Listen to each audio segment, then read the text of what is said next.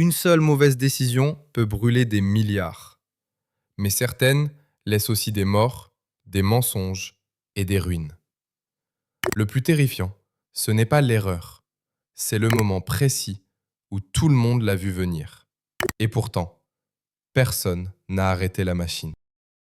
Fermeture de Quibi. Le 21 octobre 2020, Quibi annonçait déjà la fin d'un service lancé à peine en avril. Voilà l'effondrement, et ensuite vient l'addition. 1,750 milliard de dollars levés par Jeffrey Katzenberg et Meg Whitman. Avec de tels noms, on aurait pu croire que l'idée serait passée au crible. Mais c'est justement leur aura qui a rendu le pari presque évident. Le vernis d'Hollywood, les plateaux éclairés comme au cinéma, la rigueur d'une salle de conseil pleine de dirigeants sur deux, le tout compressé en petites vidéos verticales pour smartphone. Le piège avait l'air suffisamment propre pour être validé. Faire payer environ 5 $ par mois avec publicité ou 8 sans publicité, et partir du principe que les voyageurs du métro accepteraient de payer pour des fragments premium entre deux stations. Puis les trajets ont disparu. Les quais se sont vidés, les bureaux de start-up ont perdu leur énergie, et l'application Quibi est restée là, sur des téléphones que l'on ne sortait plus vraiment. Coincés chez eux, les spectateurs avaient un canapé, une télévision, et des plateformes capables de leur offrir des histoires complètes. Quibi avait été conçu pour les moments perdus, puis il a découvert qu'il n'y en avait plus à capturer. Rappel du Samsung Galaxy Note 7. À la porte d'embarquement, le fleuron de Samsung n'était plus seulement un téléphone. C'était l'objet qu'on vous demandait de ne surtout pas emporter à bord. Le Galaxy Note 7 arrive en août 2016 comme la réponse haut de gamme de Samsung à l'iPhone. Fin, puissant, vendu au prix de la confiance absolue. En face, l'iPhone 7 d'Apple occupe les vitrines, et Samsung veut frapper plus fort. Puis la réalité des batteries rattrape la promesse. Des cellules trop comprimées et des défauts de fabrication favorisent la formation de dendrites. Certains appareils surchauffent, dégagent de la fumée ou prennent feu. Le premier appel concerne 2 500 000 unités. Dans les entrepôts, les téléphones s'empilent. Sur les chaînes d'assemblage, l'élan s'arrête. En magasin, les présentoirs se vident. La solution de Samsung consiste alors à remplacer un téléphone à risque par un autre téléphone à risque. Le 10 octobre 2016, l'entreprise suspend la production, les ventes et les échanges. Le 13 octobre, le rappel s'étend au modèle d'origine comme aux appareils de remplacement. La facture atteint 5,3 milliards de dollars. Avec le Galaxy S8, Samsung doit ensuite prouver que son prochain téléphone mérite encore sa place dans votre poche. Yahoo rejette l'offre de rachat de Microsoft. Le même piège réapparaît, sauf que cette fois, le produit à vendre, c'est l'entreprise entière. Le 1er février 2008, Microsoft propose 44,6 milliards de dollars en liquidités et en actions pour racheter Yahoo d'un seul bloc. On pourrait croire qu'une telle somme impose un minimum de prudence autour de la table du conseil. 10 jours plus tard, Yahoo refuse, jugeant l'offre trop basse. Microsoft insiste encore, affirmant plus tard avoir relevé sa proposition d'environ 5 milliards de dollars avant de se retirer le 3 mai. Puis, le marché a rendu son verdict. Yahoo a repoussé 44,6 milliards de dollars et 9 ans plus tard, son activité Internet principale est partie chez Verizon pour environ 4,48 milliards de dollars. Ce n'est pas de la patience, c'est une prime laissée sur la table. Ensuite vient la logique de fusion, celle qui a rendu le oui encore plus coûteux. La dépréciation des téléphones Nokia par Microsoft. Ils ont payé pour perdre de l'argent. 7,2 milliards de dollars investis, puis 7,6 milliards effacés des comptes à peine plus d'un an plus tard. En septembre 2013, Microsoft annonce le rachat de la branche appareils et services de Nokia. Une acquisition finalisée le 25 avril 2014. L'idée paraît simple sur le papier. Prendre les Lumia de Nokia, les aligner derrière Windows Phone et tenter de forcer une place dans un marché déjà verrouillé par l'iPhone et les smartphones Android. Mais le piège était visible. Nokia avait les téléphones, Microsoft avait son interface à tuiles. Ce qui manquait, c'était l'écosystème d'applications dans lequel les utilisateurs passaient déjà leur journée, avec leurs icônes, leurs habitudes, leurs achats, leurs services. Dans les boutiques, les modèles Lumia s'alignaient comme une réponse arrivée trop tard. Pendant ce temps, les gens ouvraient leurs applications sur iPhone ou restaient dans l'univers Android. À Redmond, au siège de Microsoft, l'opération commençait à ressembler moins à une conquête qu'à une facture qui grossissait. Le 8 juillet 2015, Microsoft annonce une charge de dépréciation de 7,6 billion de dollars ainsi que 7800 suppressions de postes. Des bureaux se vident, Des calculs financiers remplacent les promesses. Et sur la table, il reste surtout une division mobile abandonnée. Satya Nadella n'a pas seulement hérité d'une activité téléphonique, il a hérité du reçu. Dépréciation liée à l'acquisition d'autonomie par HP. Mike Lynch a vendu à HP la promesse d'autonomie. Et pour HP, le pire n'a pas été d'hériter d'une mauvaise facture, mais de devoir dire aux investisseurs que cette facture était peut-être inventée. En 2011, depuis ses bureaux de Palo Alto, HP rachète l'éditeur britannique Autonomy pour environ 11 milliards de dollars. L'objectif est clair, faire basculer le groupe vers les logiciels d'entreprise plus rentables, ceux qui tournent derrière les portes froides des centres de données et des salles de serveurs. Sur le papier, tout ressemble à une acquisition stratégique. Poignée de main entre dirigeants, présentation impeccable, promesse de croissance. À Cambridge, chez Autonomy, l'histoire paraît même taillée pour séduire une grande multinationale américaine. Puis l'accord est finalisé. L'enthousiasme retombe.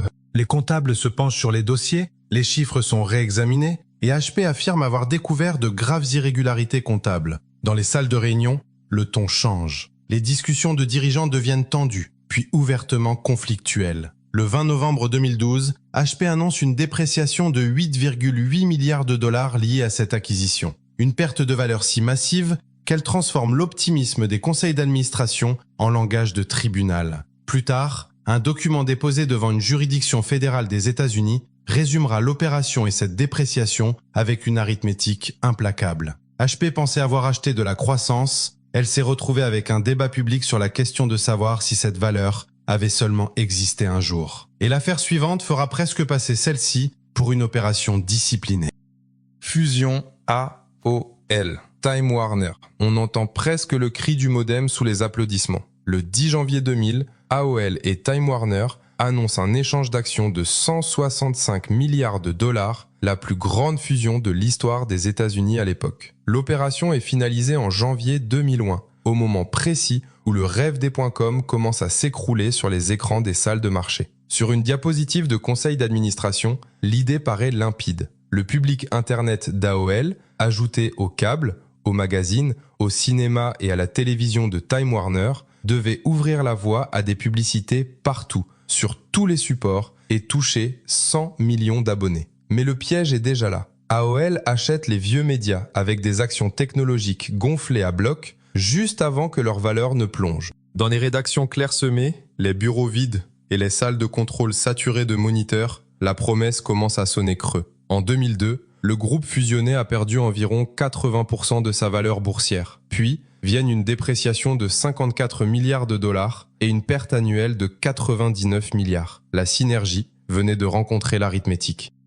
Système de traitement des bagages de Denver International Airport. Lors du premier test public des bagages à Denver, le futur n'a pas glissé en silence. Il a éventré des valises, les a écrasées, les a projetées hors des chariots et a bloqué les tapis sous les yeux de tout le monde. C'était pourtant le système que Denver s'était promis. Conçu par BAE Automated Systems, avec des milliers de chariots lancés sur des kilomètres de rails, guidés par des scanners optiques, des aiguillages à grande vitesse et des équipements de chargement automatisés. Il devait remplacer les remorqueurs et les chariots à bagages traditionnels et permettre l'ouverture de l'aéroport en octobre 1993. L'aéroport international de Denver a finalement ouvert le 28 février 1995, avec environ 16 mois de retard. Le coût direct a atteint près de 560 millions de dollars. On voit le piège. United Airlines a maintenu une version partielle du système jusqu'en 2005, avant de l'abandonner. Denver avait automatisé le problème,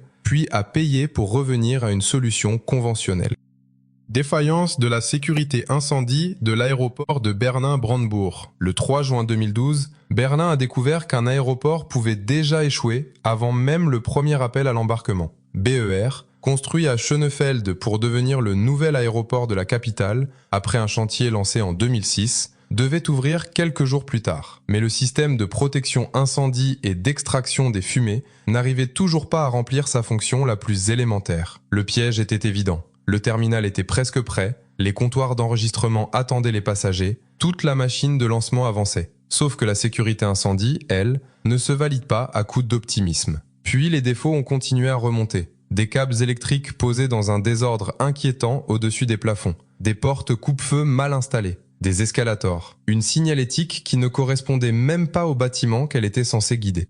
Dans les salles de contrôle, comme dans les espaces encore inachevés du terminal, chaque détail semblait ouvrir une nouvelle faille. Rainer Schwartz a été écarté en 2013. Pendant ce temps, les grues restaient sur le chantier, les réunions se succédaient dans des salles trop silencieuses et la facture s'envolait. D'environ 2 milliards d'euros, le coût est monté jusqu'à près de 6 à 7 milliards. BER a finalement ouvert le 31 octobre 2000 temps, en pleine chute du trafic lié au Covid. Une entrée grandiose, devant presque personne. Projet Trailblazer de la NSA. Après un aéroport incapable de réussir ses propres contrôles de sécurité, l'échec suivant porte une habilitation secret défense. À la fin des années 1990, Trailblazer est présenté au sein de la National Security Agency comme un système conçu par des sous-traitants pour filtrer et analyser d'immenses volumes de trafic numérique. Après le 11 septembre 2001, alors que les images du World Trade Center marquent encore le pays, le général Michael Hayden accélère le projet, avec Science Application International Corporation, ou SAIC, installé à Reston en Virginie, au centre du dispositif. Sur le papier, entre badges classifiés, centre d'opération sécurisé, salle de serveur et câble réseau, tout devait inspirer la certitude. Mais William Binet, Kirk Webb, Ed Loomis, Diane Roark et Thomas Drake affirment que la NSA a écarté FinFred, un prototype interne moins coûteux qui chiffrait les données concernant les personnes aux États-Unis. Trailblazer est finalement arrêté vers 2006, après avoir dépassé un coût d'1,2 milliard de dollars. Dans les bureaux éclairés tard le soir, après les réunions et les écrans de surveillance, la leçon reste brutale. Un échec secret reste un échec. Il envoie simplement la facture plus tard. Les dispositifs d'invalidation des moteurs diesel de Volkswagen. Et si le produit savait reconnaître le moment où il est contrôlé pour se comporter autrement, juste le temps de passer le test. En septembre 2015, le scandale des émissions diesel de Volkswagen éclate au grand jour. Les autorités découvrent dans des voitures diesel un logiciel de contrôle moteur capable de détecter les conditions d'essai sur banc à rouleau, puis de réduire les émissions d'oxyde d'azote pendant la mesure. Sur la route, ces mêmes véhicules rejetaient beaucoup plus de NOx. La promesse d'un diesel propre se transformait alors en piège réglementaire avec un volant entre les mains. Les modèles concernés incluaient aux États-Unis des diesels TDI de 2 litres et de 3 litres. Au total, environ 11 millions de véhicules dans le monde ont été mis en cause. Volkswagen a inscrit 22,6 milliards d'euros d'éléments exceptionnels liés au diesel pour 2015 et 2016. Aux États-Unis, les sanctions ont atteint 4,3 milliards de dollars, auxquels se sont ajoutés 2,7 milliards pour des mesures environnementales et 2 milliards pour des investissements dans les véhicules zéro émission. Selon les chiffres publiés, le coût total a dépassé 30 milliards d'euros. Ce n'était pas un test que Volkswagen avait raté, c'était un test que Volkswagen avait tenté de déjouer. Et le prochain désastre montre ce qui se passe quand la logique logicielle passe du scandale à la sécurité. La catastrophe du MCAS du Boeing 737 MAX. Dennis Muhlenberg faisait face au Congrès pendant que des 737 MAX restaient alignés au sol, nez contre queue. Au cœur du scandale, il y avait le MCAS, un logiciel capable de pousser le nez de l'avion vers le bas à partir d'une seule lecture erronée de l'angle d'attaque. Après Volkswagen, on avait déjà vu un logiciel servir à masquer des émissions aux autorités de contrôle. Boeing est allé plus loin. L'entreprise a laissé un système de commande de vol presque invisible pour beaucoup des pilotes censés lui faire confiance en plein ciel. Le vol Lion Air 610 a connu une issue fatale le 29 octobre 2018. Le vol Ethiopian Airlines 302 n'a pas survécu au 10 mars 2019. 346 personnes ont perdu la vie. Ce mois de mars-là, l'immobilisation mondiale a commencé. Elle a duré environ 20 mois, jusqu'à la nouvelle certification de la FAA en novembre 2020. Des flottes entières de 737 MAX sont restées parquées dans le désert pendant que les usines, les cockpits et les simulateurs devenaient les pièces à conviction d'un échec industriel. Pour Boeing, la facture a dépassé 20 milliards de dollars. Et l'argument de vente tenait en une promesse simple. Pas besoin de passer par le simulateur. C'était ça, le piège. Éruption du puits Deepwater Horizon de BP. La catastrophe de Deepwater Horizon n'avait pas besoin de métaphore. Le 20 avril 2010, le puits Macondo de BP a cédé à environ 66 km des côtes de Louisiane, et la plateforme au-dessus a brûlé toute la nuit avant de sombrer dans le Golfe. 11 travailleurs n'en sont pas revenus. Le plus glaçant, c'est que le danger se lisait déjà dans les instruments. En salle de contrôle, les alarmes et les manomètres racontaient une histoire que personne ne voulait vraiment entendre. Un test de pression négative avait montré des signaux d'alerte, mais l'opération a continué parce qu'en mer, chaque retard coûte très vite très cher et les mauvaises hypothèses paraissent économiques jusqu'au moment où elles se retournent contre vous. Ensuite, le brut a jailli pendant des semaines d'une conduite sous-marine endommagée. Environ 4,9 millions de barils se sont répandus dans le Golfe, noircissant l'eau, les côtes et les comptes de BP. Les opérations de nettoyage, les poursuites, les amendes et les accords d'indemnisation ont dépassé 65 milliards de dollars. Voilà ce que coûte l'optimisme quand le puits est déjà en train de parler.